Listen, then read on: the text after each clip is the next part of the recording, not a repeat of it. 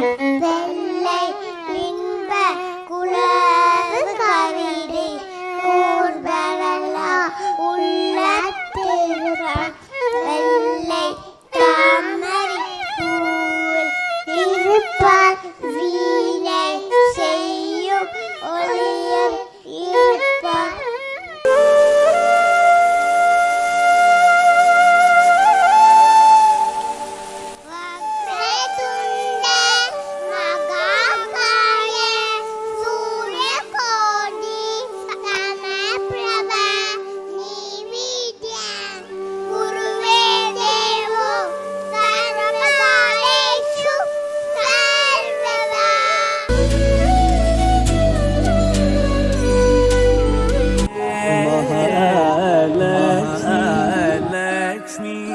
நமோஸ்துதே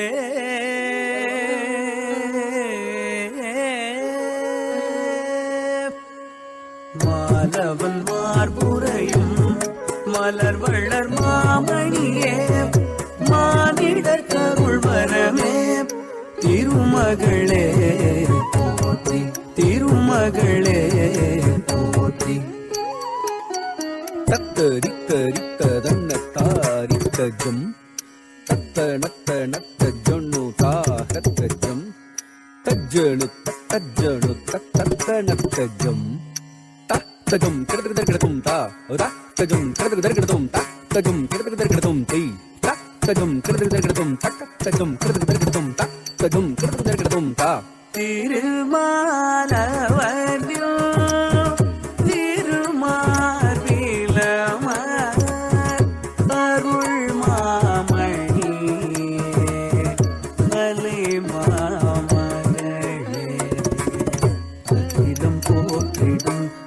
மகாலட்சுமியே சரணம் சரணம் பார்த்திடும் ஒலி போங்கும் அலைகடலில் உதித்தாள் அவன் மார்பில் நேர்த்தியுடன் நிலைத்தாள் பார்ப்போது கணத்தில் பல்விடும் பலவளத்தை கீர்த்தியுடன் நிலத்தில் சேர்த்திருகிட தக்க தடி கிட்ட தக்க தக்க தன கிட்ட தக்க தக்க சொல்லு கிட்ட தக்க தம் தக்க தடி கிட்ட தக்க தக்க தன கிட்ட தக்க தக்க சொல்லு கிட்ட தக்க தம் தக்க தடி கிட்ட தக்க தக்க தன கிட்ட தக்க தக்க சொல்லு கிட்ட தக்க தா தி குதக் திக்க தஜம் ததிங்கின துதா தஜம் ததிங்கின து தஜம் ததிங்கின துதா தஜம் ததிங்கின து தஜம் ததிங்கின து தஜம் ததிங்கின துதா. திருமகளே போற்றி திருமகளே போற்றி திருமகளே போற்றி.